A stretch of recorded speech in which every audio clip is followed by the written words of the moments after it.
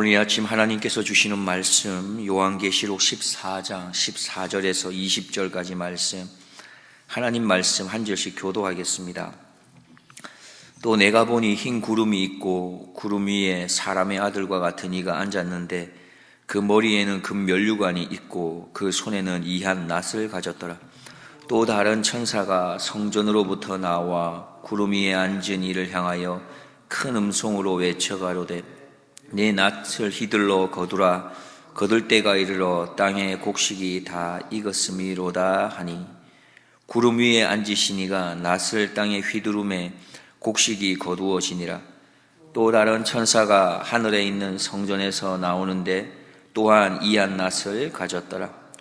또 불을 다스리는 다른 천사가 제단으로부터 나와 이한 낫 가진 자를 향하여 큰 음성으로 불러 가로되 내 이한 낫을 휘둘러 땅에 포도송이를 거두라. 그 포도가 익었느니라 하더라.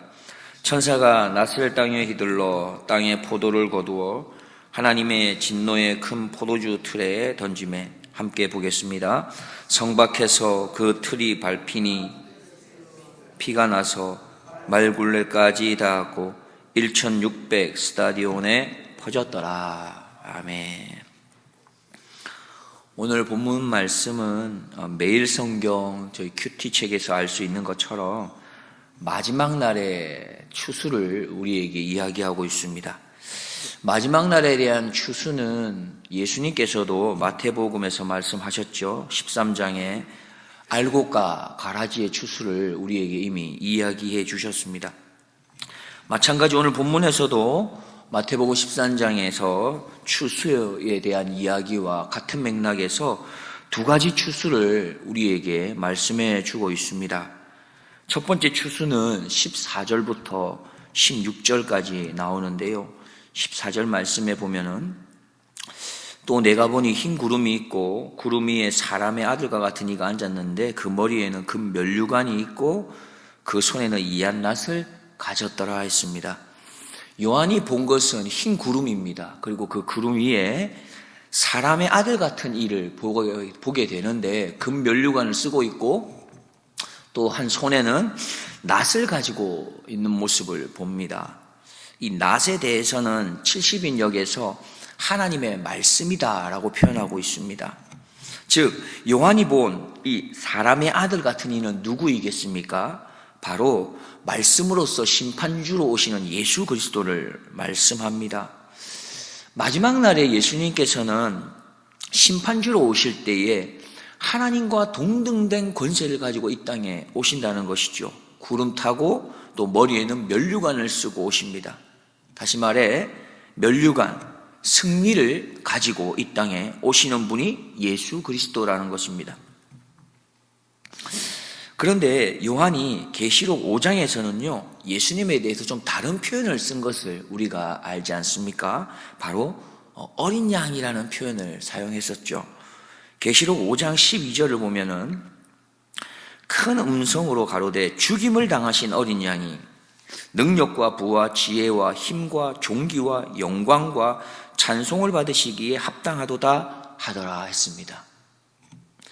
요한은 예수님의 희생적인 죽음, 그 십자가의 죽음을 통한 승리를 이미 말씀했습니다. 그런데 이 예수님의 십자가의 승리, 희생적인 죽음으로 인하여 가지고 온 이 승리 이후에 여전히 성도들에게는 힘겨운 일들이 끊이지 않았다는 겁니다. 오히려 성도들을 향한 핍박하는 그 수위가 더 심해졌다는 것이죠. 그것이 성도들이 현실적으로 겪고 있는 문제였고 어려움이었다는 겁니다. 이렇게 힘든 걸음을 걷고 있는 성도들에게 있어서 하나님께서는 위로와 격려의 메시지를 이 요한 사도를 통해서 이렇게 전해주고 있는 것이죠.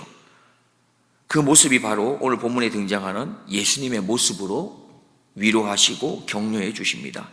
마지막 날에는 흰 구름을 타고 면류관을 쓰고 한 손에는 말씀의 권위를 가지시고 그 말씀대로 심판하실 그 예수님의 모습을 보여주고 계신 것입니다. 15절 말씀을 보면 그리고는 또 한 천사가 등장을 합니다. 또 다른 천사가 성전으로부터 나와 구름 위에 앉은 이를 향하여 큰 음성으로 외쳐 가로되 내 낫을 휘둘러 거두라. 거둘 때가 이르러 땅에 곡식이 다 익었음이로다 하니 했습니다. 요한은 구름 위에 있는 사람의 아들 같으니 즉 예수님을 보았고 이어서 그 예수님을 향해서 나아가고 있는 한 천사를 보게 됩니다. 그런데 그 천사가 뭐라고 얘기합니까? 추수 때가 되었기 때문에 낫으로 거두라라고 이야기한 것이죠. 사실 우리가 잘 알고 있듯이 심판의 때, 마지막 추수의 때는 아무도 알지 못한다. 그렇게 우리는 알고 있습니다. 마태복음 24장 36절에 그러나 그 날과 그때는 아무도 모르나니 하늘의 천사들도 아들도 모르고 오직 아버지만 아시느니라. 예수님도 모르는 것이었습니다. 그렇기 때문에 하나님의 명을 받은 한 천사가 등장해서 예수님에게 전달했던 것이죠. 추수의 때가 되었습니다. 낫으로 추수하시라고 말씀을 올렸던 것입니다.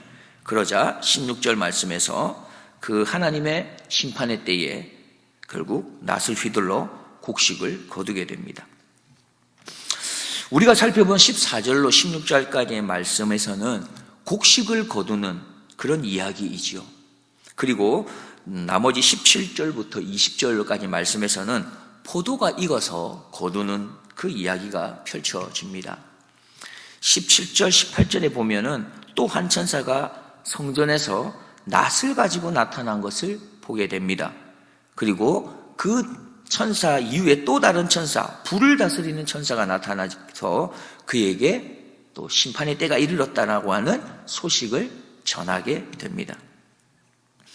앞서 곡식을 거두는 심판, 즉 성도들을 향한 심판일 때에는 사람의 아들과 같은 다시 말해서 예수님께서 낫을 가지고 심판주로 등장했다면 이번에 포도를 거두는 이 추수의 장면에서는 한 천사라고만 표현하고 있는 것을 보게 됩니다. 그리고 그 다른 천사가 낫을 가지고 심판을 한 것을 보게 되죠. 조금 다른 것 같습니다. 그리고 이어서 등장하는 천사는 불을 다스리는 천사인데요. 이 천사도 다른 낫을 들고 있는 그 천사에게 소식을 전합니다.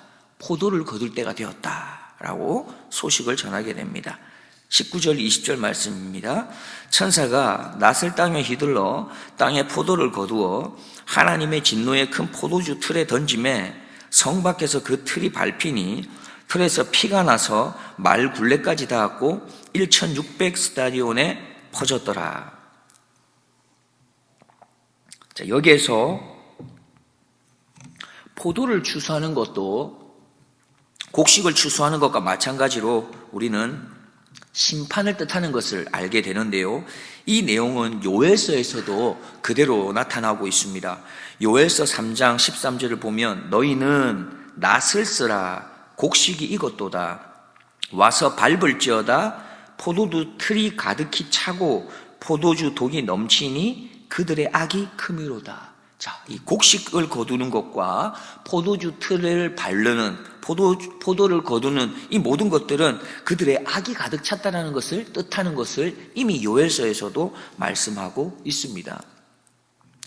앞서 곡식 추수가 성도들을 향한 심판이었다라면 포도를 추수하는 것은 성도들을 핍박했던 바로 불신자들을 향한 심판을 의미하는 것입니다. 본문 18절에 포도가 익었다라고 표현합니다. 즉 포도가 익어서 거둘 때가 됐다는 말은 지금 그 악한 자들, 불신자들의 악이 얼마나 가득 찼으면 이제 더 이상 참을 수 없을 만큼 다다랐다라는 것을 의미합니다. 그리고 이어서 불을 다스리는 천사가 제단으로부터 나왔다는 표현이 있습니다. 우리가 앞서 살펴본 것처럼 제단은 성도들의 기도가 올려지는 곳으로 우리가 살펴본 바가 있습니다. 다시 말해서 제단으로부터 나와서 소식을 전했다라는 말은 우리 성도들의 기도가 제단에 이제 다 찰 만큼 찼다라는 것이죠. 때가 된 것입니다. 성도들의 기도가 가득 차서 넘치고 있는 것이죠. 그래서 그 기도를 따라 하나님이 응답하시기 위한 마지막 심판을 말씀하고 있습니다. 그렇습니다. 성도들은, 우리들은 때로는 기도가 정말 이루어지나라고 하는 의문이 들 때가 참 많지만 오늘 본문에서도 분명하게 우리에게 다시 말씀해 주십니다. 하나님께서는 성도들의 기도가 다 찰 때까지 기다리는 것이지 하나님께 눈물로 기도하는 성도의 기도를 하나라도 하나님께서 외면하시는 것이 없음을 오늘 다시 우리에게 말씀해 주십니다. 혹 지금 기도하고 계신 게 있으시지요? 그 성도의 눈물의 기도는 아버지 하나님께서 반드시 기억하시고 때가 되면 이루신다고 하는 이것을 다시 한번 기억하시고 끊임없이 쉬지 말고 인내하며 기도할 수 있는 우리 모두가 되기를 소망합니다. 그렇게 완전히 익은 포도, 또 즉 악이 가득한 이 포도는요, 하나님의 진노의 포도주 틀에 던져지게 되고 그곳에서 밟히게 된다 말씀합니다. 그렇게 하나님의 진노를 피하지 못하지요. 그렇게 밟히게 된 포도는 무엇이 나옵니까? 포도의 즙이 나오게 됩니다. 그것을 오늘 본문에서는 피로 이야기하는데 그 포도즙이, 그 피가 얼마나 많았냐면 머리에 쓰게 되는 굴레까지 닿았다. 말 높이만큼 피가 가득한 거예요. 그리고 그 길이가 얼마나 길었냐 하면 1600스타디온에 이를 만한 그 길이었다. 다른 말로 하면 이게 300km나 되는 거리가 되는데요. 팔레스타인 북에서 남까지, 끝에서 끝까지를 이야기한다고 볼 수 있습니다. 학자들은 이 1600스타디온을 이렇게 풀이하고 있습니다. 4 곱하기 4 그리고 10 곱하기 10, 그래서 1600이라고 말합니다. 우리가 성경에는 숫자가 어떤 상징을 많이 나타내고 있지 않습니까? 10은 전체거나 완전한 것을 뜻합니다. 10 곱하기 10이 되었으니 얼마나 완전하고 가득하겠습니까? 그리고 4는 동서남북, 땅 전체를 이야기하는 거예요. 그런데 또 그것을 4 곱하기 4를 했으니 땅 구석구석 온 땅을 이야기합니다. 다시 말해서 이 악이 얼마나 관영했냐 하면 그 규모나 그 범위가 땅 전체를 덮었다는 것입니다. 완전히 다 덮을 정도로 악이 관영했기 때문에 하나님의 심판이 그렇게 임할 수밖에 없었다는 것을 오늘 우리에게 말씀합니다. 말씀의 결론을 맺고자 합니다. 마지막 때, 이 심판의 때가 우리에게 점점 더 가까워지고 있다는 것을 우리는 잊어서는 안 될 것 같습니다. 우리는 이 땅을 살아감에 있어서 너무 좋은 것들이 많아서, 너무 편한 것들이 많아서 마지막 때를 자꾸 잊어버리고 살아가는 것 같습니다. 그러나 오늘 계시록 말씀을 통해서 다시 한번 우리에게 경고하시는 것은 점점 더 마지막 때가 가까워오고 있다는 것입니다. 그리고 너무 편안한 우리의 삶이지만 더불어서 마지막이 가까웠다는 경고 또한 우리에게 얼마나 많이 나타나고 있는지 모릅니다. 우리는 꼭 기억해야 합니다. 그런데 성도들에게 있어서는 이 마지막 날이 두려움이나 떨림의 날만은 아니라는 것을 또 우리에게 말씀합니다. 성도에게는 완전한 구원의 날, 다시금 우리에게 주실 새하늘과 새 땅의 날이 우리에게 있다는 것도 우리에게 말씀하고 계시기에 그것 또한 우리는 기억하며 살아야 하겠습니다. 오나웃기는 우리의 매일의 삶의 걸음걸음마다 마지막 날, 추수의 날이구나, 그것이 다가오고 있구나, 이것을 우리는 잊지 않고 살아야 합니다. 그래서 하나님 앞에서 살아가는 삶, 참 성도다운 삶, 하나님의 백성다운 삶, 하나님의 자녀다운 삶을 살아내기를 힘쓸 수 있는 우리 모두가 되기를 주님의 이름으로 축복합니다.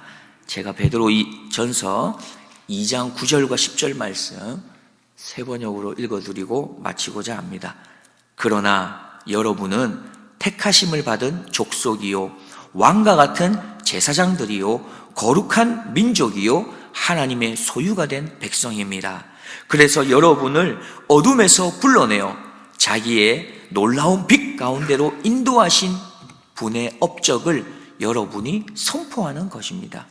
여러분이 전에는 하나님의 백성이 아니었으나 지금은 하나님의 백성이요, 전에는 자비를 입지 못한 사람이었으나 지금은 자비를 입은 사람입니다. 기도하겠습니다.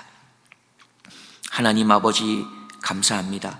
나를 영원한 죽음의 권세 아래 그냥 놓아두시지 않으시고 구원하여 주시고 건져 주시어서 하나님의 자녀 삼아 주심을 진심으로 감사드립니다. 하나님, 우리는 지금 마지막 때를 살고 있습니다. 곧 예수님이 오실 날을 기다리며 살아가고 있습니다. 하나님 아버지, 우리가 깨어있게 하시고 정신을 차리게 하여 주시고 그렇게 죄악으로부터 떠나 하나님의 말씀에 붙잡혀 있는 삶을 살아낼 수 있도록 도와주시옵소서. 나를 믿음으로 세워주실 나의 구주 예수 그리스도의 이름으로 기도드리옵나이다. 아멘.